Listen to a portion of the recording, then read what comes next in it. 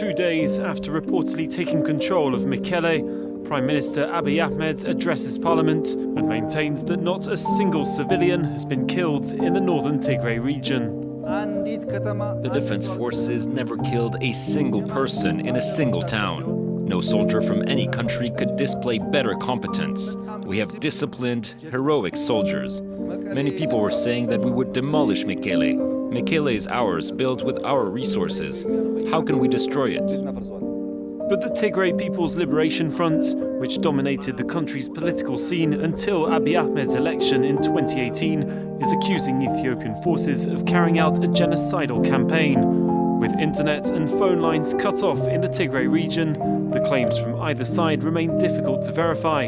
But on Sunday, the Red Cross warned that supplies, including body bags, were running low in Mekelle's hospitals.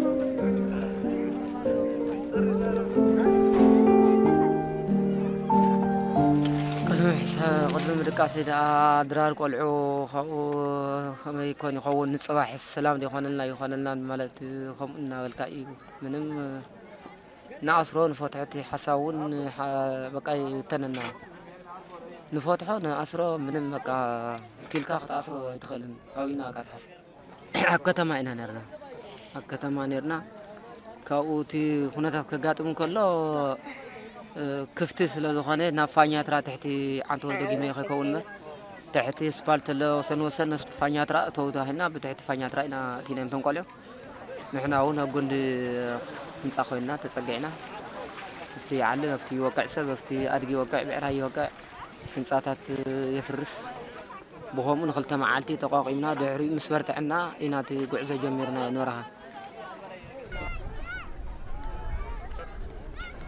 توقعوا معات نيروم زمتو معات لو زنقلعنا بخيو هدي بينا ولو ناخذ اجخو مجخم نالنا انا خرنا ندح حبنا يمسينا ماي بمايز بحال يلن كسكاب حملاي نبصح بزح صحاين مكران بزح انا احلفنا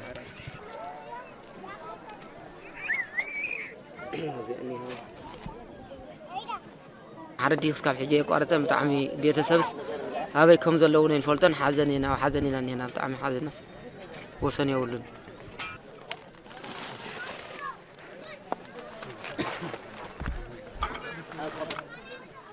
ونابي بلا تخون نحنا نزارو خلا يدق يوم سلا زارو تلفزيون قلبنا مسلا زكاتات له كل جزء اقدمهم زخدوا بعد كلا سلا زلو بماكينه خيدا تكون تخليها بماله نعادوا نبيتسب دخون كيدن زبل ناويان كيدن بزبل تسفان نهانا يوم نازل ناس كاف حجيز إننا كم زلوان فلتو نجار كاف حجيز سمعنا إنفورميشن يلا.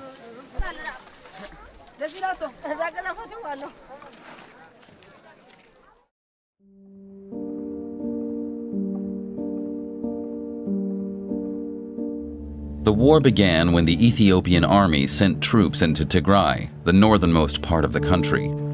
A violent civil war ensued. Many observers felt it bore all the markers of genocide. One such observer was Fisea Tekli from Amnesty International. The way it was fought was extremely brutal. Within less than a week, the Maikarra massacre has happened. About 200 people were killed overnight in small farming village in western Tigray. And after that, massacre after massacre. Facebook played a pivotal role in the conflict, with atrocities directly linked to hate speech posted on the platform. Incendiary posts were not just tolerated, they were actively disseminated by government officials and media outlets, fuel to the fire in an already deeply polarized and divided society. They should be known as the last of their kind, Nothing like Satan was created after Satan's fall. Once the war has started, of course, the mood on the ground has changed. So that also reflects on the social media.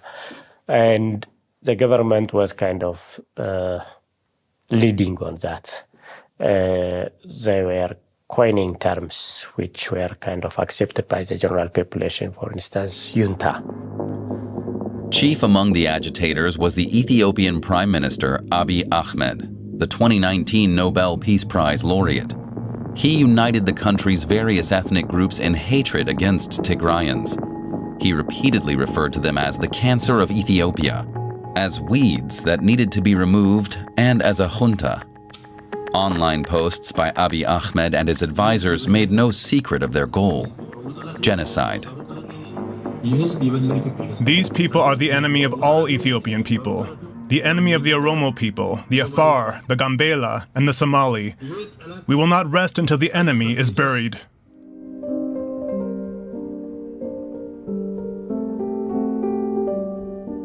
Days earlier, these Tigrayan forces fighting for regional autonomy pushed out Eritrean troops from this town. As we arrive, one young man, Kassa, wants to show us where his father, brother, and cousin were taken and executed just days ago. The blood is still visible. It stains the ground. They didn't want to wash away his blood, he says. They wanted to leave it there. The body they took to the graveyard, but the blood, the place where his father was executed, the family still wants that place marked. Just a few meters from where Kassa's father died, his brother and cousin were executed. Murdered, he says, by Eritreans, the same Eritreans who are supposed to have withdrawn. We return with Kassa to his family. In total, just this one family lost 7 loved ones less than a week ago. All of us have to run and hide when they come, even the women. They rape the women and then kill them. May God bring mercy on us, because we don't know what we can do. The Eritreans are not only still here, but a day into our journey, and we've already found evidence of fresh atrocities. We hear that the holy city of Aksum to the west has been sealed off by Eritrean soldiers for 12 days. We need to see for ourselves. So we head out towards Aksum, but don't get very far. Something's not right. The team car behind us radios in. There's a car coming. A UN driver flashes us a warning, but we decide to press on. Hello. Salam. Can we go ahead? We're gonna go. No problem. Thank you. But the road ahead is blocked. We get out of the car with our hands up and identify ourselves to the Ethiopian soldiers. Hey, hello. CNN. We're CNN, journalists. It's impossible. We are journalists. It's impossible. Sir, tell us. Before ask our commander. We spoke. No. The soldier spots our camera. Sir. They're incredibly tense. It's okay. The soldiers close in on us. We asked there. Why not asking our commander? Sir, we asked. As we're pulled to one side, we turn on our covert camera. Are we detained? And unless we are detained, we're not giving them the camera. We'll only go to the administration, the civilian administration. If you want to have detained a CNN team, then that's what's happened now, because we're not going to the camp willingly. They have now said that we are allowed to go and meet the general in a civilian location, but it is still against our will, but we're going. On our way to the headquarters, we're able to hide our footage, and we are later released.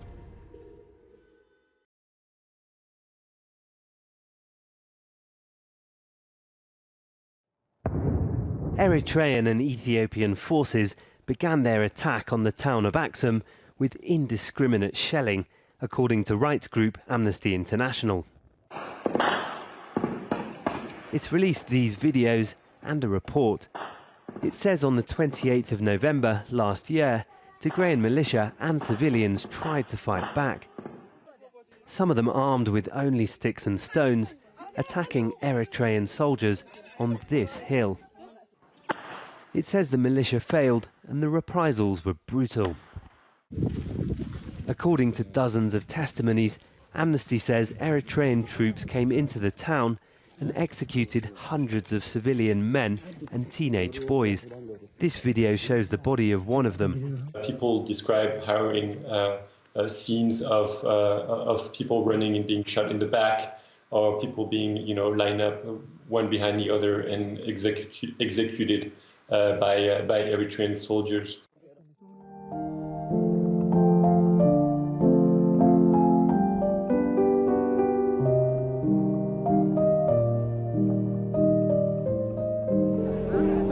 It is, according to the UN's aid chief, the worst food crisis anywhere in the world in a decade. Some 350,000 people are in famine conditions in Ethiopia's Tigray region. Mark Lowcock said that's higher than anywhere in the world at any moment since 250,000 Somalis lost their lives in 2011. The cause, according to United Nations agencies and aid groups, is man-made. The Tigray conflict between federal forces and the TPLF has killed thousands and forced 2 million people from their homes. And for Asta, not her real name, it's taken away everything. She says she lost her home, her cattle and her crops in an attack, leaving her family with no means to survive. They kept getting closer, burning all the harvested crops and straw, and continued setting fire to everything. They burned everything I had. Tigray's famine numbers came on Thursday from the Integrated Food Security Phase Classification, or IPC. It's a scale used by UN agencies, regional bodies and aid groups to determine food insecurity. The IPC said more than 350,000 people are at Phase 5, the scale's most extreme warning before an official declaration of famine in the region. That means households are experiencing famine conditions, but less than 20% of the population is affected, and deaths and malnutrition have not reached famine threshold.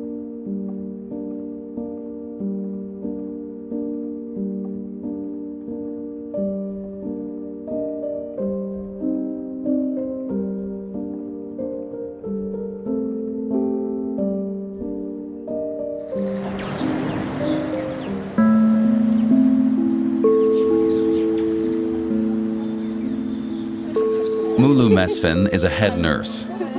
She has heard countless reports of the sexual violence perpetrated during the conflict. She runs the one-stop center for rape victims at Eider Hospital, one of the few clinics in Mekele that was not destroyed.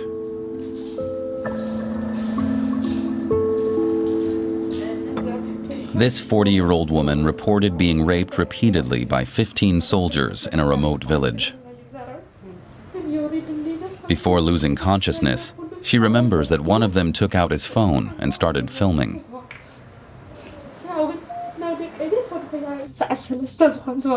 It was around 9 in the morning. I blacked out after they attacked me. I must have been lying there all day. Nobody helped me. When I came to in the evening, everything was gone, everything I had with me.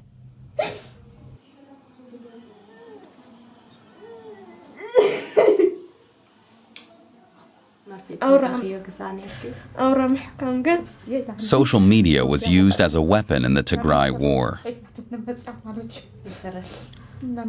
Footage of rape and mass shootings was used to traumatize and dehumanize the other side.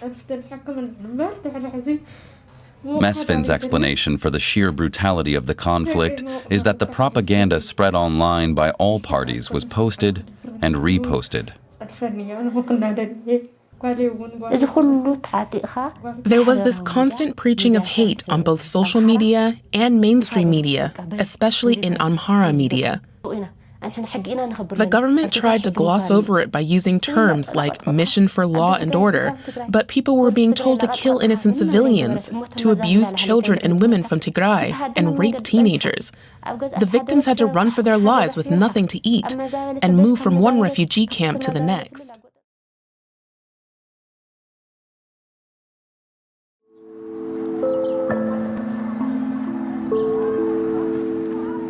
In Mekele, Mulu Mesfin is as busy as ever. Dozens of new victims come to see the nurse every day. As the Tigray War brought Ethiopia to the brink of collapse, the warring parties agreed to cease fighting in November 2022. With the withdrawal of soldiers, more women are seeking help. Mesfin can't say for certain how many victims there are, but she fears there are hundreds of thousands.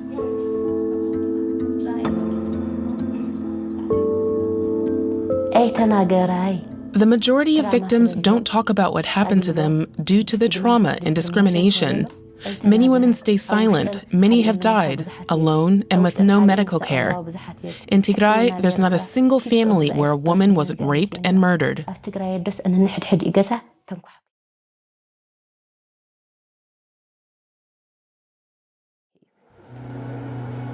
The peace deal marked a dramatic breakthrough.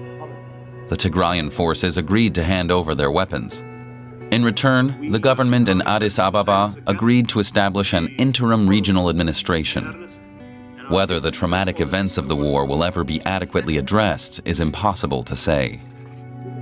What we know is just the tip of the iceberg. The real level of atrocities that happened in this conflict is not really documented and published. Also, what we can learn from Ethiopia is that these companies are there for profit, and as far as the profits are there, they don't care about the human cost. There have to be some kind of governance, both domestic and international governance, on their mode of operation. MEDA does not seem to have taken any major action in response to the Tigray case. When confronted by Amnesty International with evidence of having neglected content moderation, the company rejected all the findings. It countered by insisting that Ethiopia is a high-priority country for MEDA, and that it has taken significant measures to delete violating content.